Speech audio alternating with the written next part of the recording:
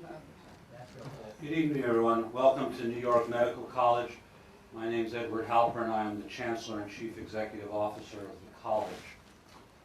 I will spend a moment for those of you who are visiting with us this evening to tell you where you are before we begin our program.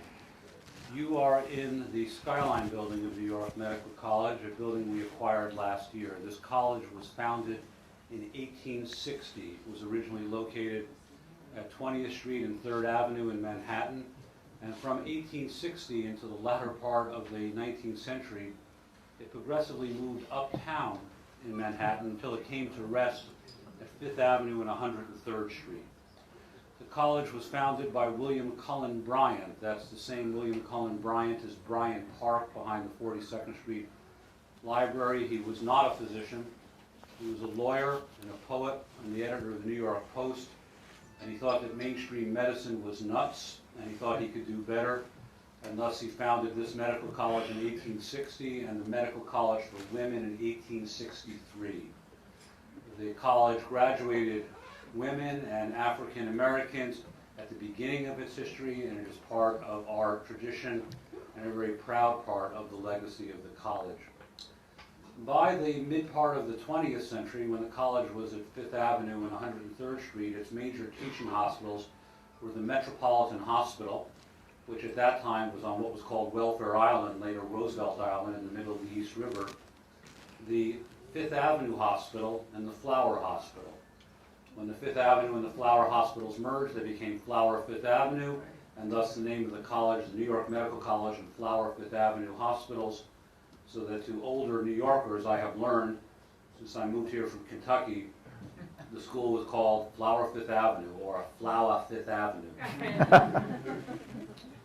The college moved from Manhattan to Westchester in 1971 and occupied the buildings of the old pediatric and adult tuberculosis hospitals, the Munger Pavilion and the Sunshine Cottage.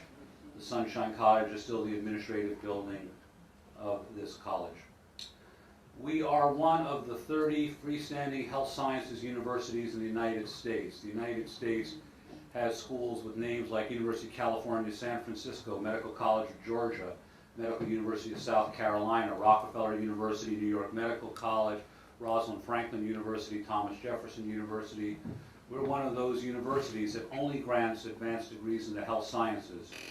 We have no English department, we have no football team, because the degrees that we grant are those of a school of medicine that grants MD degrees, a graduate school that grants master's degrees, and PhDs in fields like cell biology and biochemistry and neuroscience, a school of health science and practice that grants the doctoral degrees in public health and physical therapy, master's degree in speech pathology, and master of public health. We are in an expanding mode. We will begin offering a Master's of Science in Biology Education this September, a Master of Science in Medical Ethics in January. We will reopen the Flower Fifth Avenue Nursing School a year from September and reoffer the Bachelor of Science in Nursing degree, a PA program next year, and we will open a dental school, all's well, 2 years from this September. You are seated in the Skyline building. This building belonged to IBM, and it was where IBM had the computers that played chess and Jeopardy, Big Blue and Watson. And the first 2 floors of the building are going to be used by the medical school. Then the middle of the building will be the nursing school, the PA program, the medical ethics program. The new dental school will go on the top 2 floors. Welcome to New York Medical College. We're delighted to host the exhibit from the U.S. Holocaust Museum, and we're delighted to have this, the 4th of our public events related to the exhibit. We are co-sponsoring our event this evening with the Mount Pleasant Public Library. I'm pleased to welcome Mr. Fearon to the podium to offer greetings from the library. Thank you.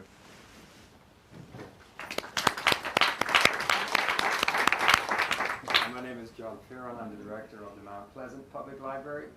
Normally, we're the old people in the room, 1895, but we're whippersnappers now, I guess, the junior partners.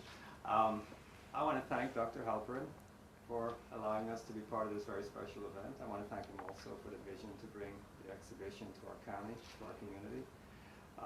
We're really excited to be a part of this. I think it's going to be a wonderful evening, and I'm glad you're all able to join us. And I'm now going to ask Diana Cunningham, the medical librarian, to introduce our guest speaker.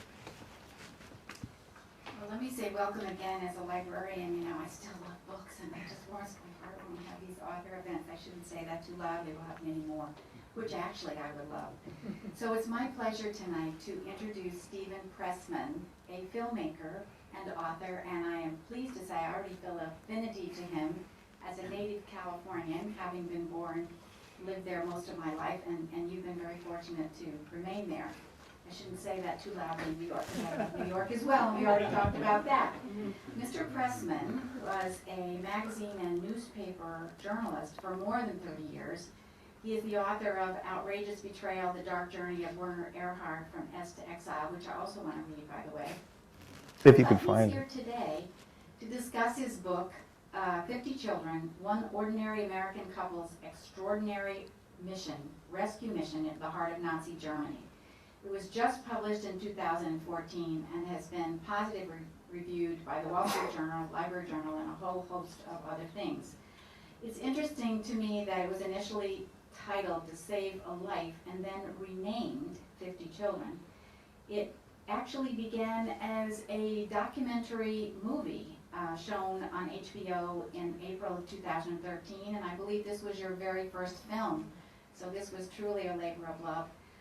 The film was nominated for an Emmy Award for Outstanding Historical Programming, long form, and was shown, I guess, initially in April 2013, was shown again in 2014, and continues to be shown throughout. I already asked him how we get a copy of that, and I'll tell you later, maybe we can get back to that. The story is based upon the unpublished memoir of Eleanor Kraus. Eleanor and Gilbert Kraus are grandparents of Pressman's wife, Liz. This author event is one of our summer series really highlighting this exciting and sobering topic, the U.S. Holocaust Museum's Deadly Medicine exhibit, which will be here until September 4th. We will be open until 9, but we probably will be open as late as you need us to be open tonight, but there are opportunities should it not work out for you tonight. So, and also I want to highlight that the books are available at the back from our outstanding bookstore manager, Liz, and she's ready. I always buy books when I go to author events, so I hope you guys will all join me. So I look forward to hearing this almost firsthand, compelling story by Stephen. Thank you. Thank you, Diana. Thank you. Thank you very much, Diana. It really is an honor to be here. Let me just hasten to add that while I'm a native Californian, my wife Liz is a native New Yorker. Grew up in Manhattan. It really is an honor to be here, and it's also a bit of an experiment because normally I've either been showing the film or talking about the book. And today I'm going to do a little bit of both. I actually put together a bit of a presentation to go along with my comments. So you're going to see some visuals, some photographs that help to illustrate the story. And then in a couple of places I thought it would be interesting and a break from listening to me to watch just a couple of very short clips from the film. So we'll be doing that as well with the help of my little Apple clicker. And then after I'm through, I'm going to very much look forward to hearing some questions and comments as well from some of you folks. So it's a real pleasure and an honor to be here. And you'll excuse the reading glasses. Well, then you're excused too. As Diana mentioned, I do have a personal connection to this story, and let me start with that. For many years, my wife kept a stack of yellowing onion skin pages tucked away, half forgotten, in a file cabinet at our home in San Francisco, mixed in with the usual assortment of bank statements, medical records, our kids' dental bills, other mundane household documents. But there was nothing mundane about the astonishing tale that had been carefully typed out on those brittle onion skin pages decades earlier. And a quick aside, a few months back I was speaking at a synagogue in Philadelphia, and on one side of the sanctuary there were about 100 12 and 13-year-old students who were either confirmation or bar and bat mitzvah students. And on the other side of the sanctuary, there were a group of, shall we say, older folks. And when I mentioned onion skin paper, there were blank stares on the left side of the sanctuary and lots of nods and affirmations of onion skin paper on the right side. So there's a nice mixed crowd here today. So if anybody doesn't know what onion skin paper is, turn to somebody next to you, and if they look a little bit older, they'll be happy to tell you what onion skin paper is. I'm old enough to absolutely remember onion skin paper. Well, getting back to the story, in addition to the onion skin pages that were in that file cabinet, there was a plastic bag that was wedged between the manila folders in that same file cabinet. And the contents of that bag added much more drama to the stack of onion skin pages. Inside the bag at our home in San Francisco were more than a dozen German passports, each stamped with a menacing Nazi swastika, and each bearing the name and photograph of a young girl or boy. Well, the broad outline of what Gil and Eleanor Kraus, who were my wife's maternal grandparents, what they had done in the spring of 1939 was not exactly a secret. Various family members had long been aware, more or less, of the couple's daring voyage into Nazi Germany on the eve of the Holocaust and their return to this country with 50 Jewish children in their care. But for the rest of their lives, neither Gil nor Eleanor Kraus ever spoke in any detail with family or friends about their improbable actions in 1939, and they certainly never discussed how it was that a Jewish couple from Philadelphia found themselves face to face with Gestapo officers and menacing stormtroopers in Nazi-controlled Vienna. At some point, however, Eleanor had written it all down, typing out a detailed account of this far-fetched rescue plan that began with a lengthy discussion in the early part of 1939 between her husband Gil and a friend of his, a gentleman named Louis Levine, who was the head of a national Jewish fraternal organization known as Brit Shalom. And at first glance, Eleanor's account, one of the pages that you see here, read, at least it read to me when I first read it, like an improbable, if not an impossible product of a vivid imagination. When I first read it, I thought I might have even been reading an attempt at a work of fiction, and in many places, not a very good piece of fiction. But incredibly, the bold rescue mission took place exactly as Eleanor described it. Well, I first learned of Eleanor's private manuscript not long after my wife Liz and I met in San Francisco in the summer of 2000. Fortunately for me, about 15 months after Liz and I met, we got married. And somewhere in there, she went up to that filing cabinet upstairs at our home in San Francisco and handed me this stack of onion skin pages and thought it might be something I'd be interested in taking a look at. Well, it actually took me another decade or so before I was able to give it my full attention and dig more deeply into this truly fascinating episode that for years had essentially remained hidden in plain sight, or at least hidden in the darkened recesses of that filing cabinet at our home in San Francisco. And as I did a little more research into Gil and Eleanor's unheralded actions, it really led me to a much greater understanding of the considerable obstacles that stood in the Krauses' way as they valiantly carried out their rescue mission in 1939. The Krauses embarked on their journey during a brief window of time when the Nazis were carrying out their policy known in German as Judenrein.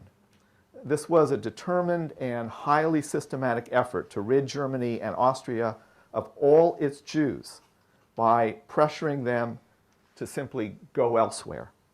Less than a year before Gil and Eleanor traveled to Vienna, Adolf Eichmann, who you see in the uniform on the right side of the slide. Adolf Eichmann, who was a relatively young SS officer, he was in his 30s at the time.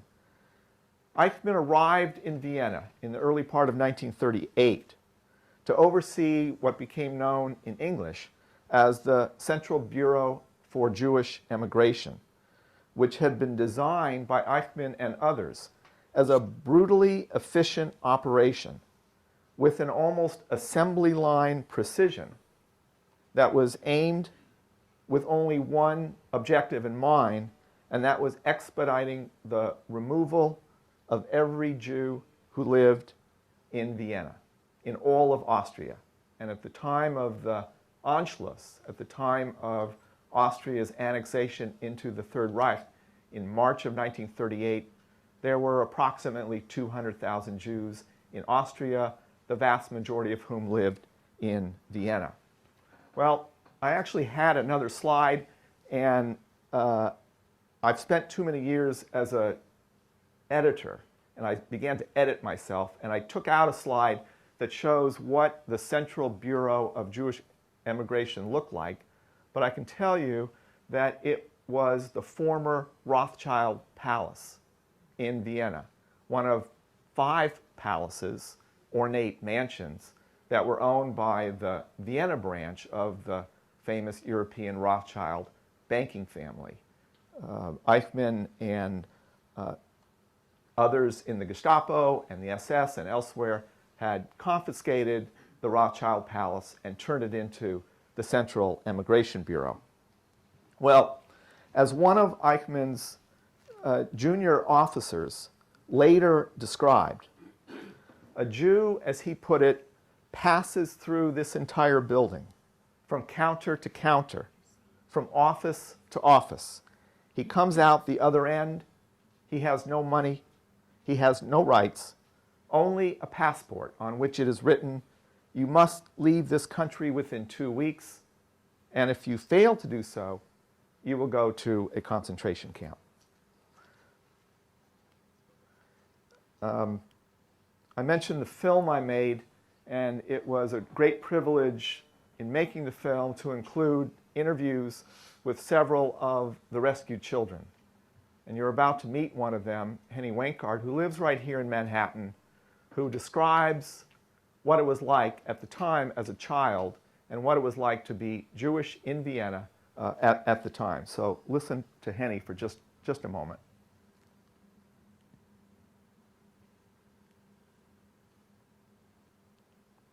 I think. Let's try that one more time.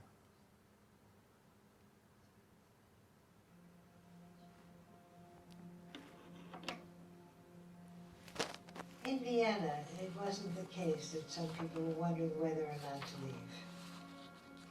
Whoever could leave did. my pediatrician left by jumping out the window and killing himself. What people don't understand is at the beginning, you could get out. Everybody could get out. Nobody would let us in. Everyone could have been saved. Everyone. Well,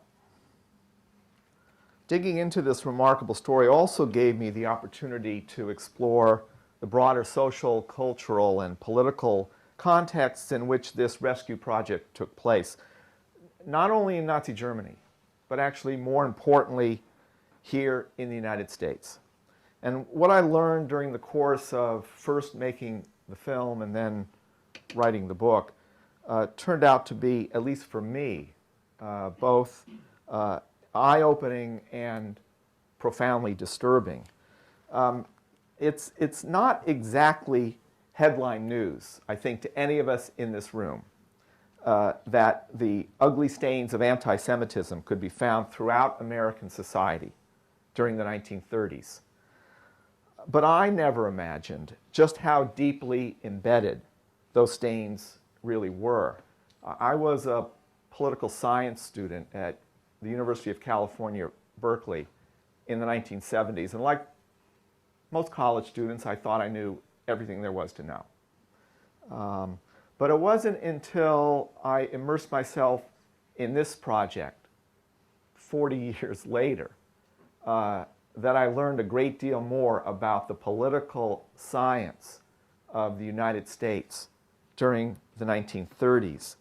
And indeed, a series of public opinion polls that were conducted throughout the decade revealed deep and widespread negative attitudes towards Jews held by the American public. For example, one of the polls found that 60%, 60, held a low opinion of Jews, regarding them as, these were terms expressed by respondents to the poll, greedy, dishonest, and pushy, 60%.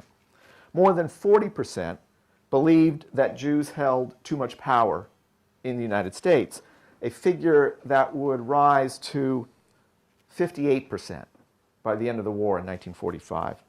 A Roper poll conducted in 1939, when this story is taking place, revealed that only 39% of Americans felt that Jews should receive the same treatment as all other citizens, while 53%, well more than a majority, agreed with the statement that, quote, Jews are different and should be restricted.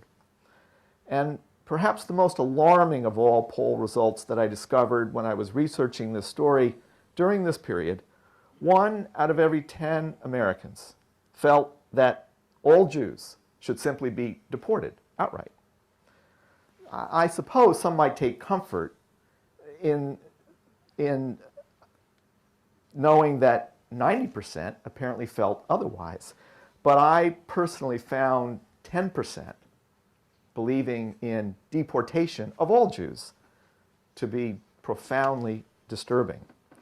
Well, with or without public opinion polls, this was also a period when anti-Semitic figures like Father Charles Coughlin, the so-called radio priest, openly targeted Jews.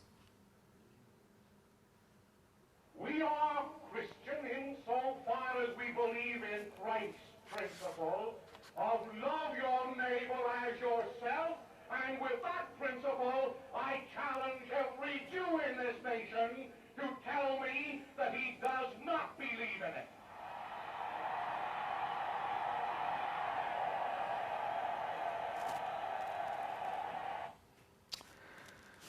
Well, let's get back to Gil and Eleanor at home in Philadelphia.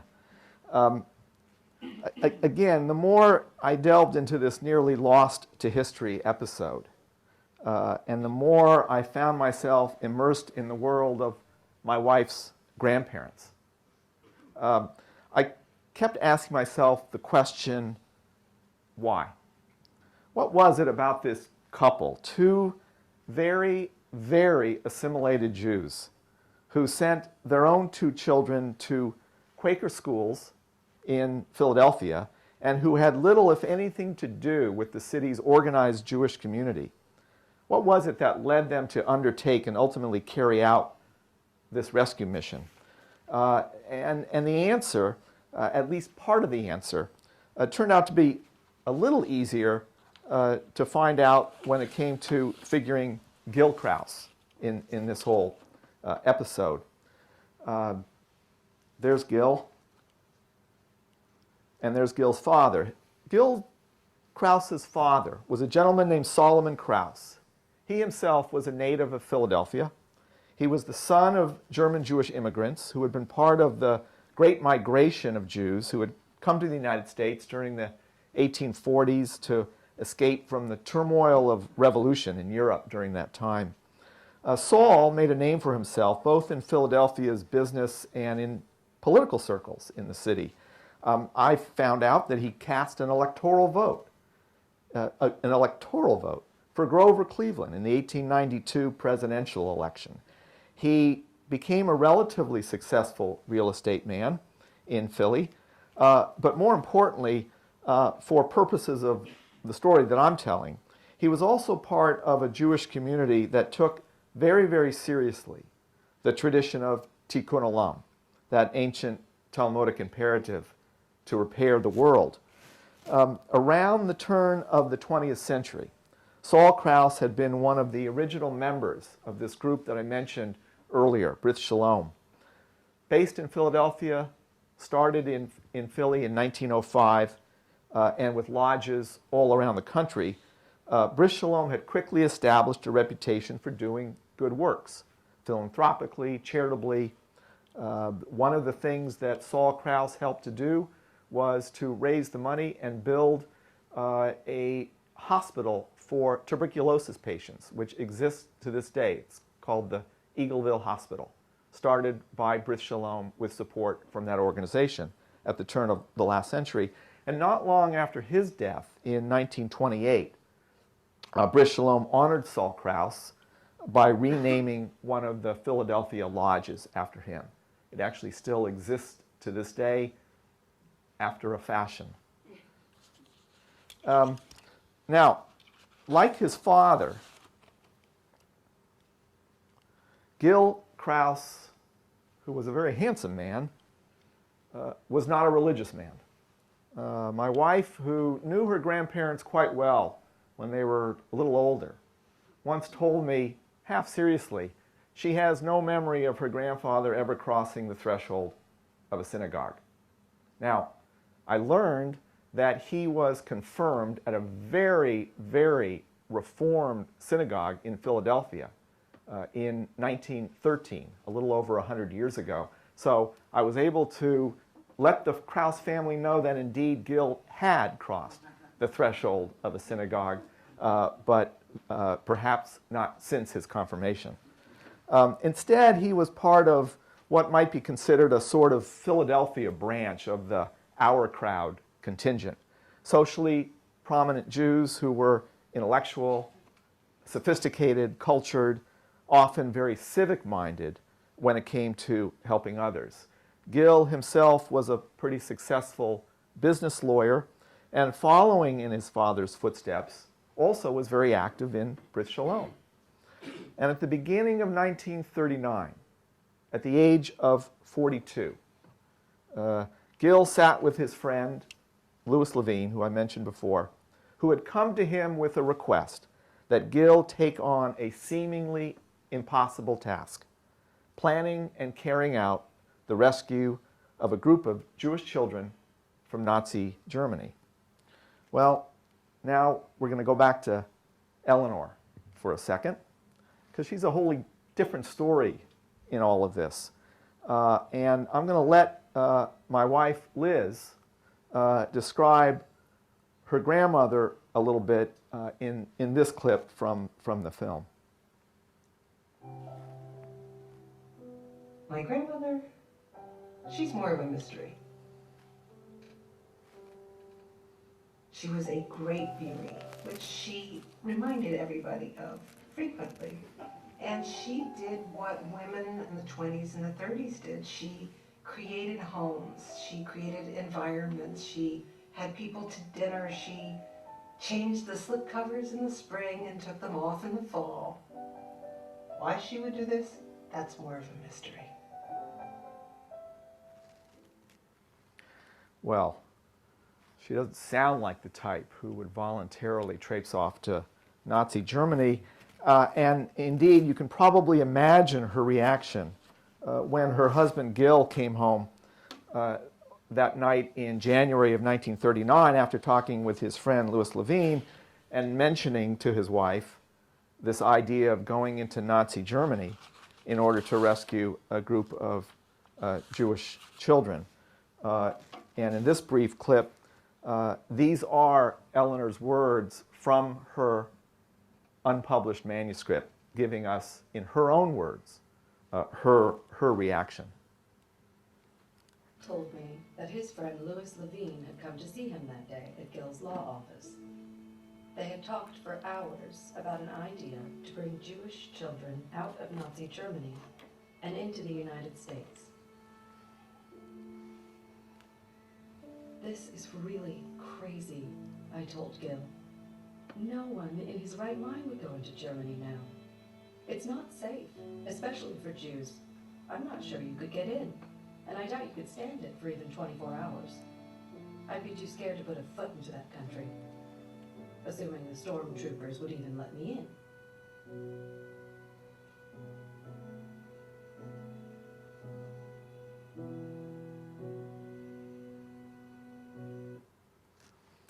Well, let me cut to the chase. Several weeks later, Gil indeed sailed to Europe on the Queen Mary in a first-class cabin. When he left for Europe, was accompanied by a friend of the Krauses, Dr. Robert Schless, who was a prominent Philadelphia pediatrician and who had quickly agreed to help with the rescue mission after Eleanor had been persuaded, and she probably didn't need a whole lot of persuasion at the time, after she had been persuaded not to go with Gil by a State Department official in Washington who warned her that Nazi Germany in 1939 was really no place for an American woman, Jewish or otherwise. I should add that we're talking about a time when it was still perfectly legal for Americans to travel to Germany. We were not at war. There was no war. We still had an embassy in Berlin and a consulate in Vienna. Our ambassador had been recalled to Washington by President Roosevelt in the wake of Kristallnacht, which had happened the previous November. But other than that, more or less symbolic action, it was still perfectly legal for Americans to travel to Nazi Germany. But as it turned out, Eleanor did courageously join her husband in Vienna within only a couple of weeks of his own arrival there, along with Dr. Schless. Time was running out, Gil told his wife, and if they had any hope of succeeding in their mission, he needed her help as well. Gil and Dr. Schless had already begun their work in Vienna, but Gil did insist, basically, there's no other word for it, that his wife come and join him. And off she went, pearls and all, into the heart of Nazi Germany. And again, let me share with you some of Eleanor's words about her arrival in Europe.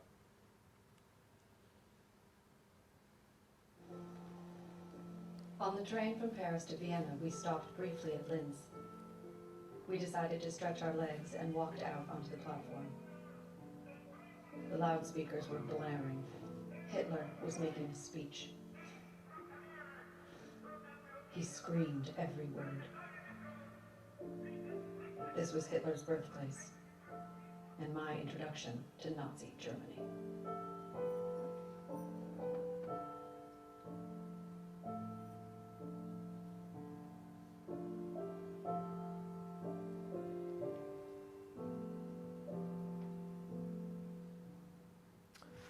not a very welcoming place. Well, since my film and book came out, I've had the pleasure of participating in some programs like this with Paul Shapiro. Paul is the director of the Center for Advanced Holocaust Studies at the Holocaust Memorial Museum in Washington. He also shows up elsewhere in the film talking about this story. And Paul, when he talks about Gil and Eleanor's rescue mission, he does a superb job of discussing this story within a broader context of what he describes as enduring myths that so many of us still hold surrounding the Holocaust. There is the myth, for example, that just about everyone in France was a member of the Resistance, when the numbers and the facts prove otherwise. There is, as Paul reminds us, the myth that in Holland there were thousands of people eager to hide yet another Anne Frank in their attics, when the facts prove otherwise. And in the United States, which is the focus of my story, book and film, there is the myth that people would certainly have been willing to do so much more to help save the Jews of Europe if only we had known earlier, just what Adolf Hitler was really up to. Well, as Paul likes to point out, and I will point out in his absence, neither Gil nor Eleanor Kraus were members of the OSS. They were not secret agents. They were not folks who had access to top secret private State Department cables or secret information about what the Nazis were doing. Instead, they were two relatively ordinary Americans who were reading the newspapers, which were filled with stories at this time about the increasingly brutal measures directed against Jews.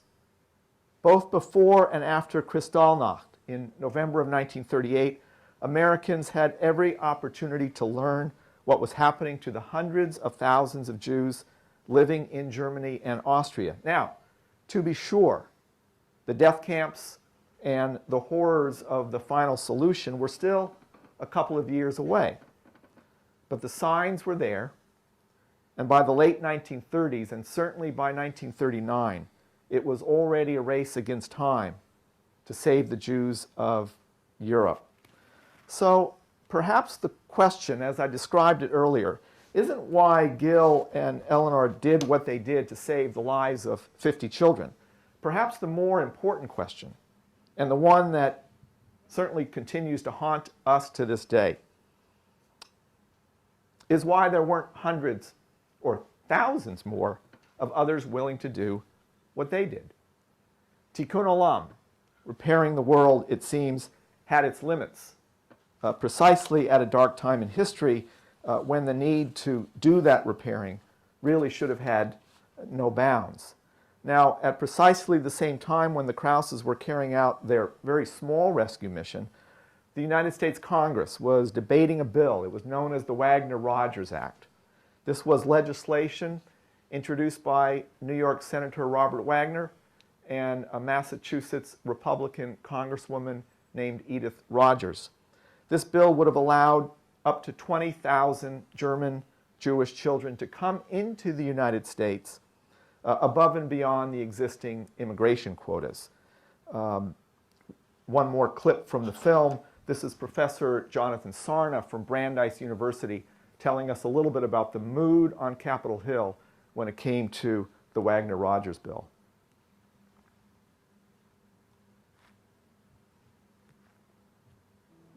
Congress was in no particular mood to be generous in terms of refugees seeking to come to America. Evidence, of course, is the Wagner-Rogers bill. This was an effort to bring in children. The assumption was, who would stand in the way of poor refugee children? That will be something that will tug at everybody's heartstrings. But as it turned out, that didn't happen.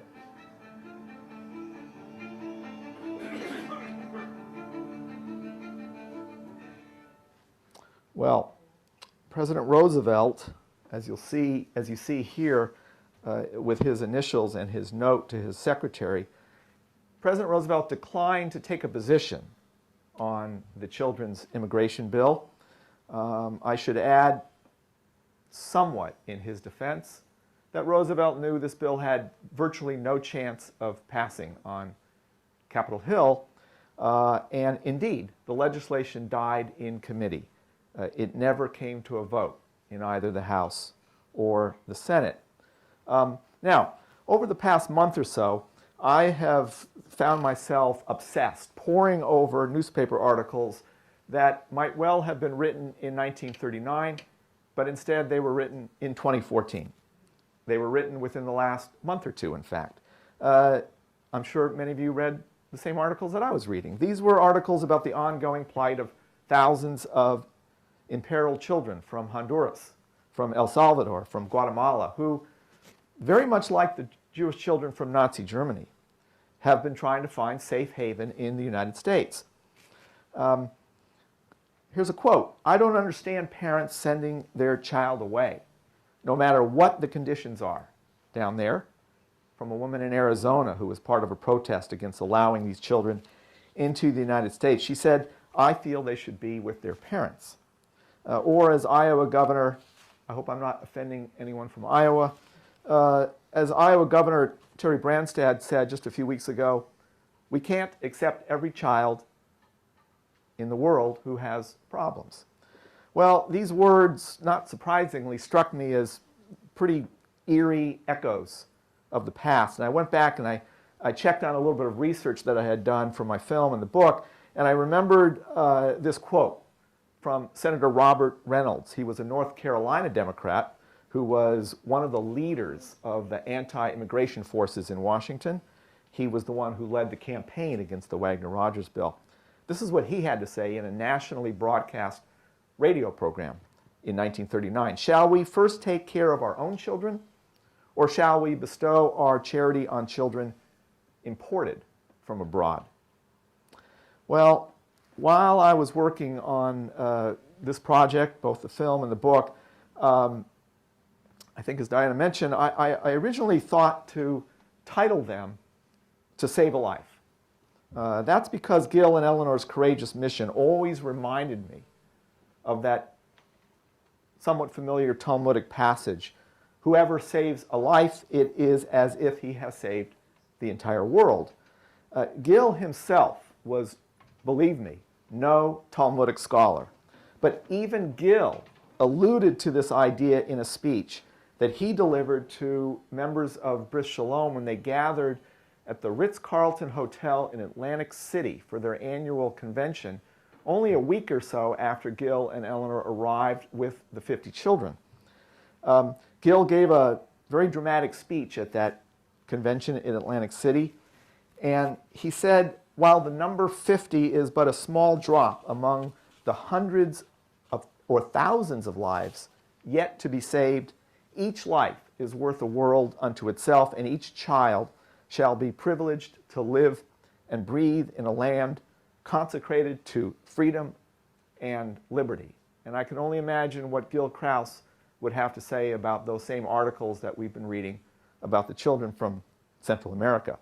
Well, ultimately, the name of the film and the book changed, but the message, to me at least, remains as profound and relevant today as it was against the backdrop of Nazi Germany and the ugliness of anti-Semitism in this country throughout the 1930s. I think that we all, each and every one of us, certainly possess the capacity to save the world.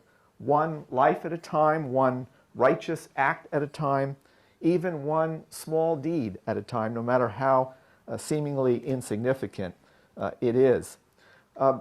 Towards the end of the film, and I don't have the clip here, but I will tell you that my wife Liz says, with a straight face, that she doesn't necessarily view her grandparents as saints. She points out that while they ventured into Nazi Germany, they stayed in luxury hotels. They ate at some of the finest restaurants in Vienna and Berlin. After all, that's the life that both of them had been accustomed to living back in Philadelphia. That's the life they returned to in Philadelphia. And as Liz says, it simply would not have occurred to them to travel any other way. But, and it's a big but, what they did was, of course, selfless. The 50 children that Gil and Eleanor brought back to the United States wound up being the largest single group of so-called unaccompanied children, children sent off without their parents, who were allowed into the United States during the entirety of the Holocaust, 50. Now, I think of Gil and Eleanor Kraus as two relatively ordinary Americans, and I'm sure that they never set out to be heroes when they embarked on their unlikely mission. And perhaps in the final analysis, that is precisely what makes their extraordinary accomplishment and what turned out to be their historic contribution to Tikkun Olam all the more heroic. Thank you very much.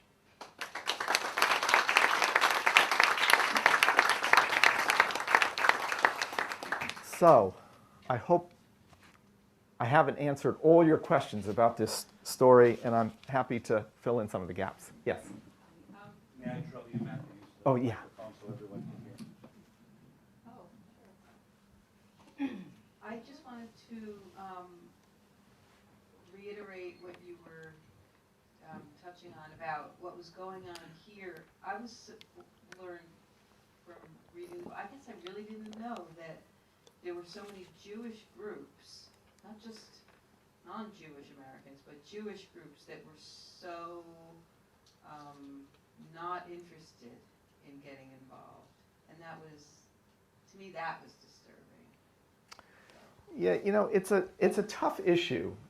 What you're referring to, and I talk about this, it's alluded to in the film and it's discussed in considerably more detail in the book.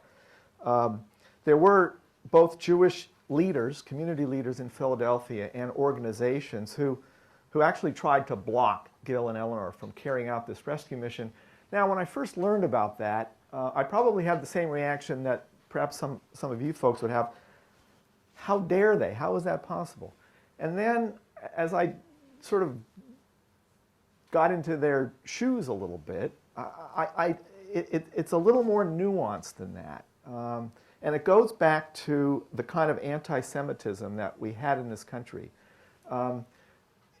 There were other individuals, there were other groups, Jewish and otherwise. There were Quakers, there were other church groups, there were others who were working tirelessly to bring refugees, both children and adults, out of Nazi Germany and into the United States during this period. All of them, including Gill, of course, ran up against the same problem, and that was the very, very rigid immigration laws and quotas that made it virtually impossible to bring in large numbers, at least at one time. Gill persevered, and as you'll read in the book, figured out a way to at least bring in this small group. But he did run into opposition. And to be fair, I think at least some of that opposition was because of this great fear of additional backlash. It sounds a little counterintuitive. Why should somebody be stopped from helping to save some lives? This was not an easy time to be Jewish in this country, and it certainly wasn't an easy time to be trying to bring even more Jews into this country. And I think that is certainly what fed some of the opposition. And quite honestly, some of it was just good old-fashioned jealousy and turf fights that here was this sort of rogue operator, Gil Krause, and who was he to do what others weren't able to do, and I think that also fueled some of the opposition as well. If you have a question, please raise your hand. We'll pass the microphones.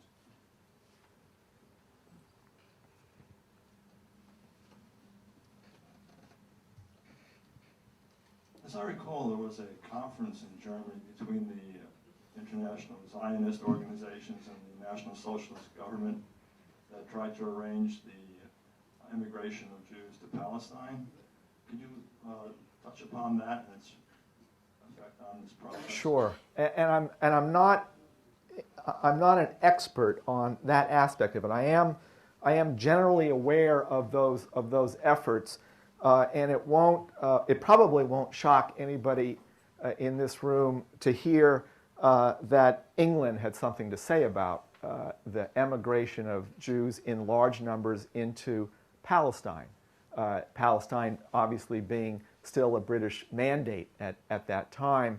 The noble words of the Balfour Declaration of 1917 notwithstanding, the British government had very little sympathy for wholesale migration of Jews into Palestine, and so despite the efforts and those kinds of discussions, which quite honestly also involved a great deal of extortion, not surprisingly, on the Nazis' part, Jews did not leave.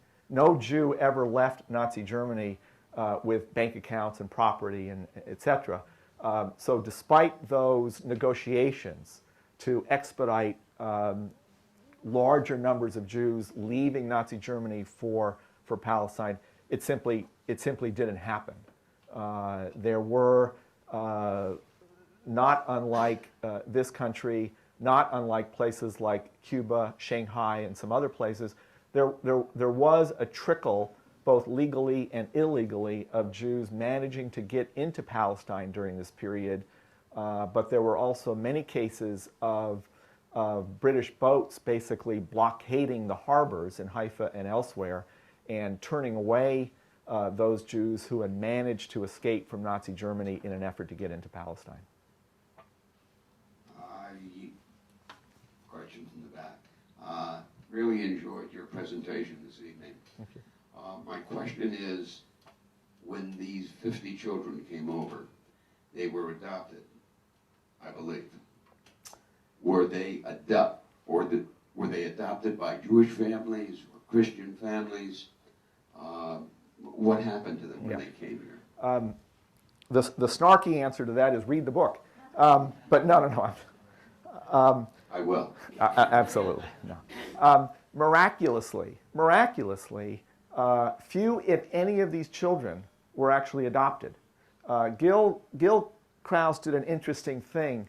Even before he left Vienna with the 50 kids, he made a solemn vow to the parents of all 50 children that he would not allow any of them to be legally adopted once they arrived in the United States. Now, why would he have done that?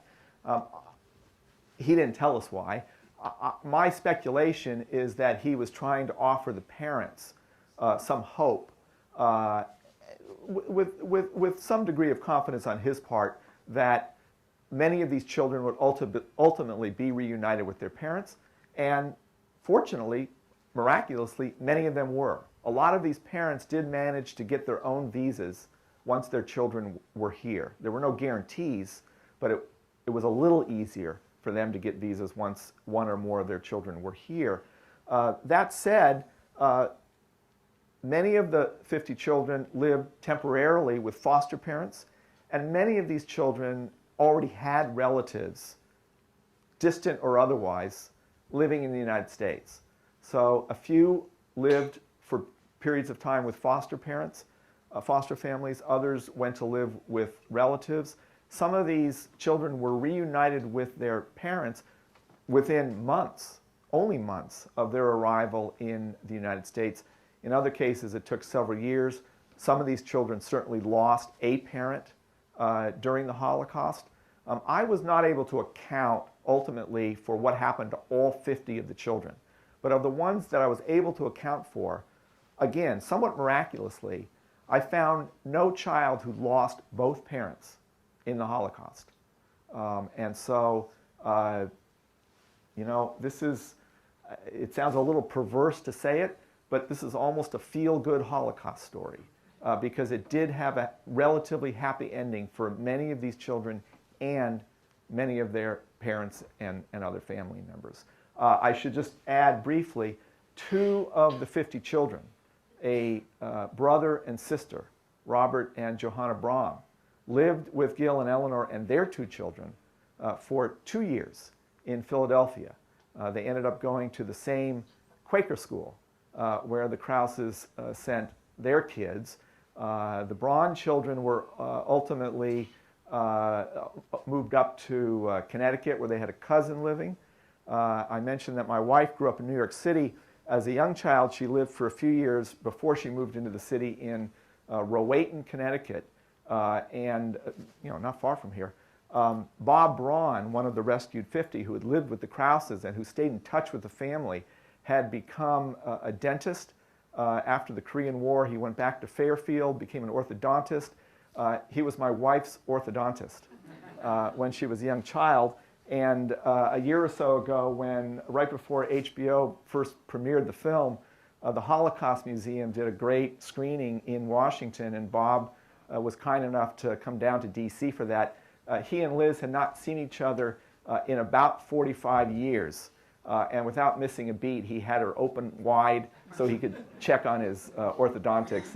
And apparently she had warned her retainer enough that it worked. So it was a good story. Maybe 1 or 2 more, and then we'll put it, unless I've answered all your questions. Yes? I don't think that you said this at the beginning. You said that these onion skin papers were up there and that it wasn't a secret, but so many of the upstanders during the war, their stories were not told until recently. So did Liz ever find out specifically why that story didn't appear and more people didn't know about it until so late? You know, it's a funny thing about families, as I've learned, because I'm sort of with you. When Liz first showed this manuscript to me, and once I was satisfied that it was a true story, I had all those same questions. How on earth, could this have remained secret? All those things, and the only thing Liz could tell me, and she still tells me to this day, is, these were my grandparents. I mean, it's just not something we talked about. The truth of the matter is, Liz, because she knew people like Bob Braun, her orthodontist, she knew he was one of the 50 rescued children. That part was not a secret. But there was a little bit of a disconnect in all this. Gil and Eleanor themselves, as I mentioned, did not talk about it. And quite honestly, were it not for the fact that Eleanor wrote it all down, this story really, really would have been lost. When I started in on this project, the family, by that time, had brought this manuscript to the attention of the Holocaust Museum in Washington. They had never heard this story before. They, at some point, find a good home at the Holocaust Museum in Washington, D.C. It's just a mystery how this story remained under wraps. I, unfortunately, never had the chance to meet either Gil or Eleanor. They passed away years and years before Liz and I met. But I would have had a question or two to ask them had I had the chance to meet with them as well, and that would have been right up there. I want to press you a little bit on that answer. There are historians who have written that if you look at major activities of the American Jewish community in the latter half of the previous century, support for the State of Israel, Soviet Jewry, and the creation of Holocaust remembrance. But in 2 out of 3, they don't start to come to the fore until the late 1960s, 1970s, Soviet Jewry and Holocaust remembrance. And they would say, and I'd be grateful for your response, this is a collective guilt issue for the American Jewish community. We're not going to talk about the Holocaust from 1945 until the next generation comes in the 60s or 70s, because we could have done more, we didn't do more, and this is a reminder of our shortcomings. That, they would say, would be a reason why stories like this are not widely publicized. What do you make of that? Well, it's certainly possible, Dr. Halpern. I would say, though, and again, I keep going back to things that Paul Shapiro at the Holocaust Museum has said, and he's the scholar, and I'm not. He does say that it is not uncommon for rescuers certainly Gil and Eleanor belong in that category. It is not uncommon for rescuers themselves to not publicize and talk about what they did. And I don't think that comes from a place of guilt. I think there is something, and Paul, I think, agrees, there is something about the sort of psychology of rescuing that while it's not exactly anonymous, it's not driven out of a need for recognition. And in that sense, Gil and Eleanor, and certainly Gil, absolutely falls into that category. And a brief illustration of that. The day these children arrived in New York Harbor on the morning of June 3rd, 1939, on the SS President Harding, which was the ship, it was just a passenger cruise ship that steamed into New York Harbor. There were reporters waiting at the dock. For some reason that I've never figured out, back in those days, reporters would routinely show up at the dock because boats coming from Europe often had prominent people alighting from the boats. Well, apparently word had gotten out that these children were on board the ship. And there were reporters waiting. There was a story in the New York Times and elsewhere the next day reporting, it was a small story, reporting on the arrival of these children. And certainly a bunch of reporters went up to Gil and wanted him to comment. And he said, I'm not talking. We don't want any publicity. Now, it goes back to your question. I think he didn't want publicity because he was worried about a backlash. And in fact, thanks to that story in the New York Times and elsewhere, within a week or so, one of these anti-immigrant senators, Senator Carl, I'm not sure of his first name, Holman, from Oklahoma, fires off a letter to Secretary of State Cordell Hull demanding to know how these 50 children got into the United States because he read that story. So that doesn't quite respond to the question about why all these years later there might still have been reservations about that. But at least in this case, this was a case where neither Gil nor Eleanor had any interest at all in sharing this story. Now, here's another mystery. Why then did Eleanor sit down sometime after this episode and write it all down? No one in my wife's family has a clue why she did that. Did she want to publish it? Who knows? All I know is that, luckily for all of us, she did sit down and write out this account. I don't think guilt drives the decision of folks like Gil and Eleanor to keep it under wraps. It might explain why others remained silent for many years after. I will tell you this. One of those Jewish community leaders in Philadelphia who tried very aggressively to stop Gil from going ahead with this came to visit them, called Eleanor after Gil had left, not knowing he'd already left for Europe, saying, you got to talk your husband out of this. At that Bris Shalom convention where Gil is giving his speech, that same official gets up and applauds Bris Shalom for carrying out the rescue mission and hopes that they can continue to do it going on into the future. So, you know, there was a little bit of that going on as well. I think that's where some of the guilt comes in. I think it was probably mostly fear. I think so. You know, I guess I just wanted to say I don't think it's guilt. I think it's pain, you know, and I think that, you know, my grandparents, and many people here, my grandparents came to this country in the early part of the 20th century. They never spoke about where they came from. And I don't think it's just that they didn't want to go there. You know, they didn't want to talk about it. It was too painful. And so I don't think it's reasonable. I wouldn't use the word guilt. And I, you know, it's funny because I just very quickly, I was recently trying to find out where my grandparents came from. I just, you know, they're somewhere, Poland, you know, somewhere. And I called my aunt, who was in her 90s, and I said, you know, where did your parents come from? She said, why are you asking that question? You know, where are you going with this? You know, so it was, they just don't want to go there.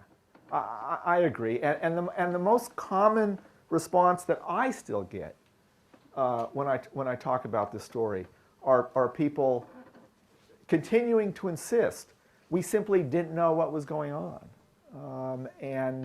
You know, I've got the headlines to prove otherwise. Now, you could have, I mean, Americans are pretty famous for not knowing what's going on around the world. We pride ourselves in not knowing what's going on around the world, and I'm sure there was some of that going on in the 30s as well.